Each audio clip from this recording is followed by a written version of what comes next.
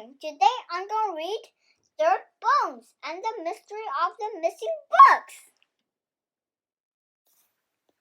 Dirk Bones and the Mystery of the Missing Books. Knock, knock. The door creaked open. Hello, I said. I'm Dirk Bones, a reporter for the newspaper, The Ghostly Tomes. I'm here to write a story about Edgar Bleak, the author of spooky books. That's me, said Edgar. Please come in. My readers would like to know where you get the ideas for your stories, I said.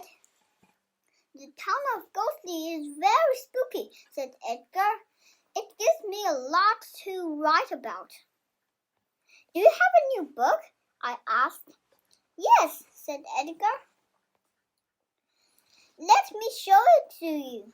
I have the only copy until it is in the bookstore. We walked into his writing room. Edgar looked on his desk. It's not here, he said. Maybe I misplaced it. I'll help you look for it, I said. We looked in closets and cupboards, in the bookcase and the bathtub, but no books. Oh dear, Edgar said. Do you think my book was stolen? Maybe, I said. I spied a red leaf on the floor, next to the open window. This is a strange leaf, I said. It might be a clue to the missing book. Maybe I can find a picture of it in the book at the library. At the Ghostly Town Library, I looked through 36 books of plants and leaves. But I did not find one picture of the strange leaf. What brings you here, Dirk?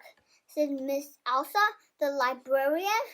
A mystery, I said. I have a mystery too, she said. Someone has been stealing books from the library. What kind of books have been stolen? I asked. It's very odd, said Elsa.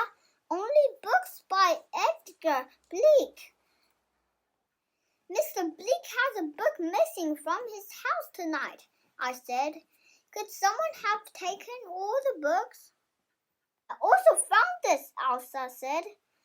It was next to the bookshelf. She held up a leaf, just like the one I found. These leaves are an important clue, I said. Maybe the bookstore has books about plants. I must solve this mystery. The bookstore was on the other side of town. I took a shortcut through the green lagoon. I walked through the tall, wet grass. Something moved in the water. I turned. A dark, dripping shape climbed out of the lagoon. It moved closer and closer. Achoo! Bless you, darling, I said. My home is so wet, said Darling. I always get the sniffles. What are you doing here, Dirk? Trying to solve a mystery, I said. Some books are missing. I have not seen any books, Darling said. But lately I hear strange noises. They sound like voices.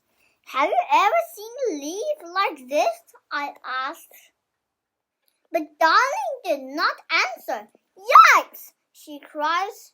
She jumped back into the lagoon. I turned to see a huge vine rise out of the tall grass. The vine was covered with the strange leaf. The vine slithered like a big snake into the town of Ghostly. I ran after it. It wriggled into the bookstore, grabbed the book, and slithered back to the lagoon. It was very fast. The vine disappeared. I looked all around, but the tall grass hid everything. Just then, I heard a sound. It sounded like A voice! I followed the noise. I perched aside a leafy bush and saw a plant holding a book. It was reading the book. The plant turned. Eek, it said. You scared me. You scared me, I said. Who are you? Lenore, said the plant. I'm a very rare creepus, crawler, tortoise vine. Where do you come from? I asked. When I was a little seed, the wind blew me from that faraway mountain, Lenore said. I planted myself here. It's cool and wet, perfect for my roots and leaves.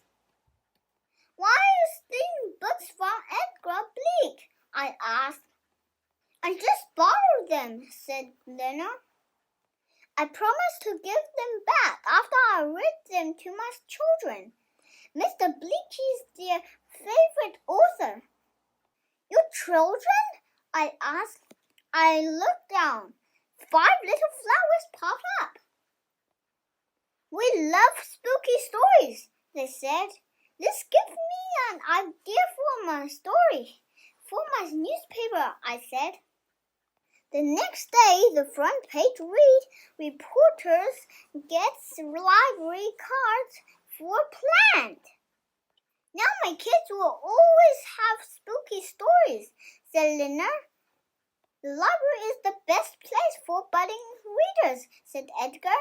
Even budding flowers, I said. Thanks for watching my story time. I hope you enjoyed this book.